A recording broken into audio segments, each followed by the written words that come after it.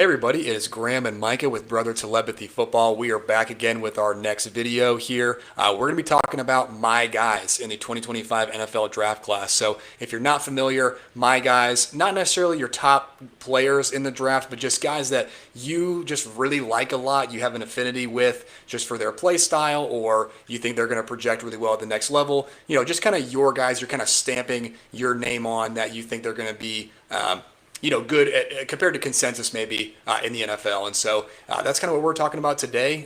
Micah, did you have anything you want to add before we get into our first My Guy here? Yeah, two things. This is definitely still, I don't want to say it's early in the process because we're early March, but there's still a lot of work to be done as far as getting to these lower end prospects. Like, a lot of my guys comes from guys who might be like 150 on most consensus boards, but end up being in the top 100 for me. So there's a lot of work to be done still. Most of these guys are probably going to end up being names you've heard of or you're familiar with to some extent.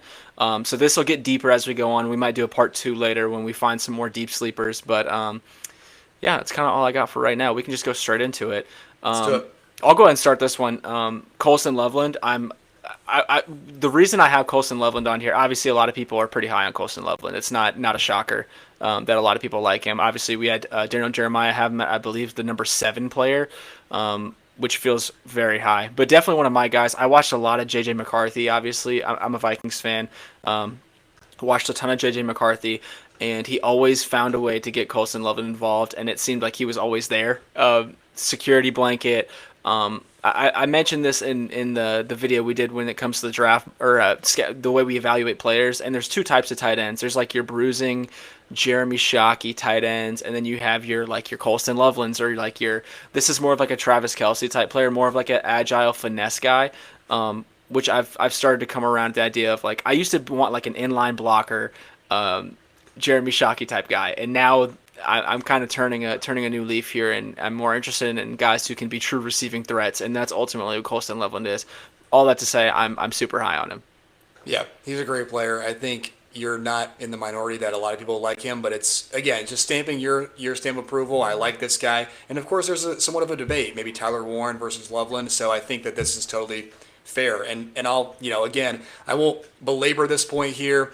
I had to throw Cam Ward in here. Very clearly one of my guys in this draft. I've got him. I wanted to put him as a top 5 player, but again, that's maybe with the guys who are ahead of him, I think it just doesn't make sense to put them ahead. But very clearly my QB1 in this draft. I really like a lot of Cam Ward's game. Was just talking to you off camera about how he's a lot better processor than people give him credit for, a lot better in the pocket. He's got the big play extendability. The biggest thing that I've come to love about Cam Ward is his what seems to be his leadership, his mentality. You talk about again how he kind of turned around that program there in Miami, what he did at Wazoo as well, and then you hear guys like Louis Riddick talk about Cam Ward. It gets me fired up just thinking about how he's just got that alpha mentality. In my opinion, when you hear Louis Riddick talk about a guy like that, you listen. He was big on Jaden Daniels, guys like that. And so, again, those reasons are what put him over the top for me. I like his tape, but I think those character traits about him, obviously people talked about how he did really well at the combine and the interviews, so I think there's a really good chance he goes number 1 overall, whether it's the Titans, Giants, whoever trades up, that sort of thing. So. Yeah, I think it makes the most sense. Graham, you want to start with Jalen Royals here? I was going to say, another guy you guys have heard me talk about before, so I won't belabor the point, but Jalen Royals, had to throw him on here for me. In the wide receiver class, I really like his game. He's got good size, ran a little bit better at the combine than I thought he might. Was a Definitely. low 4.4 guy. I was hoping for that. I was hoping he wasn't going to be like a high 4.4, maybe even teetering on 4.5 guy. I would have been a little bit worried about that if he had. He's not even fully healthy yet either, I don't believe. So I'll be really interested to see what happens with him later in the year. But yeah, you guys already know what I think about Jalen Royals. Yeah. We're going to transition to Porter here, Darian Porter. Definitely one of my guys.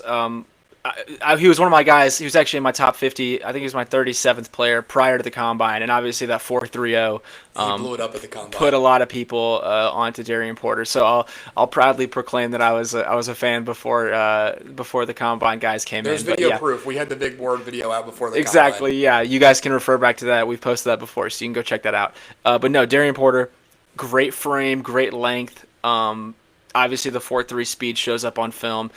Coverage, at least grading wise, he graded out super well. I think he averaged like a single digit what is it, QB rating whenever targeted, stuff like that. Analytically, this is a great player, and the physicals are there to complement it. I was actually a little bit unimpressed with his combine in the agility drills and the back pedal. This is someone new to the position. Darian Porter's only been playing corner for I think 2 years, 3 years. He started out as a receiver and transitioned to DB. So the physicals and everything there, bare minimum, this is a elite special teams player day one on an NFL roster. I think maybe you shared that tweet with me, or maybe I saw that tweet from someone. But I'm big on Porter. I'll go ahead and start on this one as well. Walter Nolan. This is my number 4 player on my big board, behind the second non QB, or sorry, not non QB. That's a complete lie. This is my second defender on my big board. Or no, sorry, this is my. I'm all over the place. This is my number 4 player. We'll just leave it at that. This is my number 4. This is my number 4 player. I'm getting mixed up. We recorded a video before this, so my brain's fried. No, number 4 player on my big board. Explosive as all get out. It's so hard not to see the explosivity on film. You like that word? That was nice. Explosivity.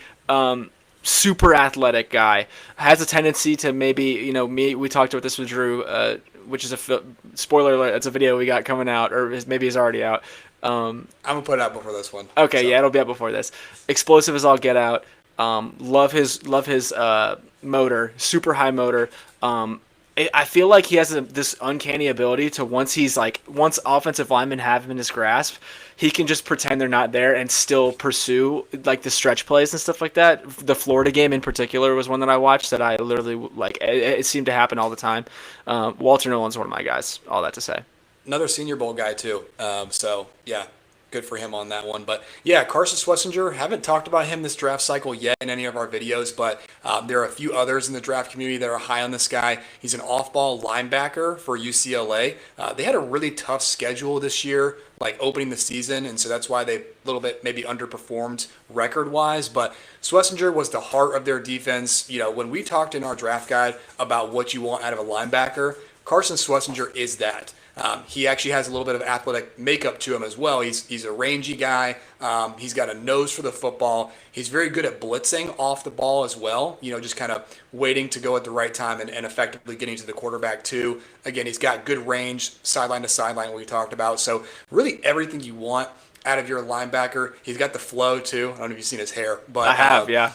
Yeah. So this is another guy that I think is going to be a high-level contributor. In the day 2 range, I think he probably goes early day 2, just because of the positional value and that sort of thing, and a good linebacker free agency class coming in as well. But this is a guy that I think is just everything you want out of your middle linebacker.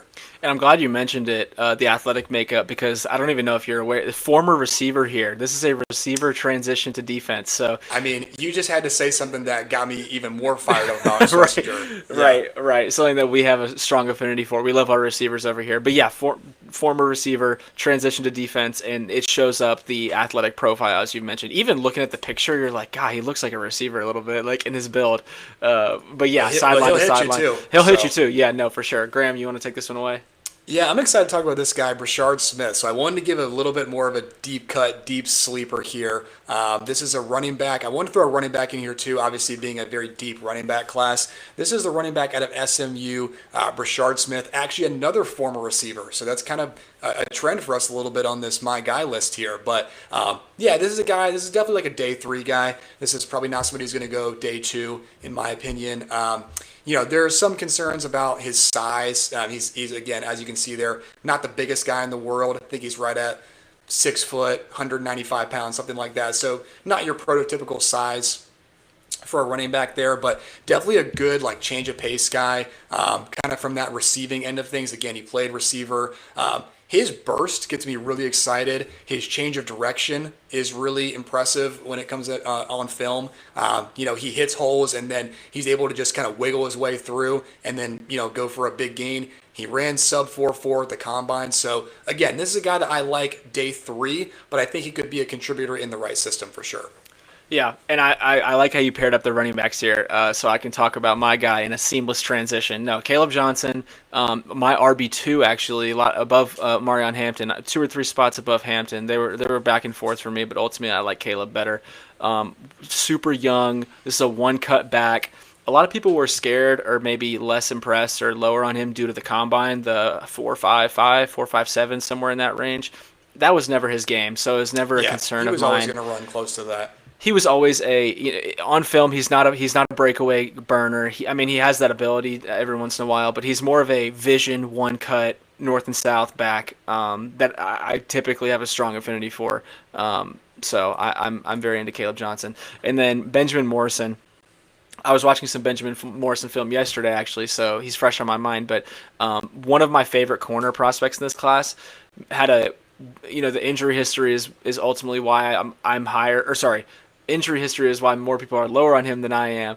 But I think when he played phenomenally. The game I was watching in particular was the Ohio State game. It was either last year or the year before, but healthy Benjamin Morrison was playing in that game, and he did well against Marvin Harrison Jr., who obviously we saw go in the top 10 last year. So Benjamin Morrison's locked down, and he strikes me. We were talking about this as well off camera. He has that NFL body and technique. I feel like a lot of these guys, like some guys you just know are going to transition to the NFL better than most players, and Benjamin Morrison is one of those guys for me. Yeah, totally fair. Like you got a couple of DBs in here. Not a lot of people are talking about, at least maybe they're talking about the high end DBs here in the class, like Jade Barron, Eamon Worry, Will Johnson, a lot of these high end DBs. But I like how you're getting into some other ones that are getting some love from you there too. So For sure. with that being said, I will talk about a highly touted player here, Jade Barron out of Texas. So, this to me is the Brian Branch of this year. Just the Swiss Army knife defender. He's always knows where to be. He's, again, got a nose for the football. He's got great ball skills. He's got that position versatility. He's played outside corner. He's played nickel. He's actually played some dime linebacker as well. So he does it all. I think at the next level, he certainly projects better as a nickel versus like an outside corner. But I think he could do it if you needed him to. He's shown that a little bit. So another guy that, again, is pretty highly touted in the draft community. I know guys like Daniel Jeremiah are pretty high on him as well. He was early in the process too. So kudos to DJ on that one. But, he's kind of the go out of all this, him and Most Dane. definitely. So, yeah. But no, so, yeah, big on Tyler Barron. Jade Barron. Great player just all around. I think he's going to, again, be like the Brian Branch where he's got that position versatility and he's able to effectively, play the next level with that. So I think that's the last guy we have on our My Guy list here. Yeah, that's the last one. Yeah, super excited about all these guys. And I've already mentioned, a lot of this is subject. Well, I doubt that my guys are subject to change. These are probably stamped But some additions, guys. maybe. But some additions for sure. And definitely more sleeper guys, possibly. I think we probably should do a part 2 I like the prior idea to of a the part draft. two. But Yeah. with more deep sleepers. Maybe we'll even title it Deeper My Guy Sleepers, something like that. I don't know. Yeah, we'll see. But we'll figure Maybe it we out. won't go with that one. We won't go with that. That's bad. No, that's cool. I'm kidding. No, that's cool. No, you called me out, and you were absolutely correct. It was bad. Anyways, yeah, that's the video, guys. Graham, you got any thoughts? No, that's it. Thanks for watching the My Guys here. Let us know if you guys have any deep sleepers that you have found impressive in your own film study or just hearing names out there on X land or wherever you're getting your insight from. So let us know. But appreciate your engagement and watching as always. So we'll talk to you in the next one. Thanks. Until next time. See ya.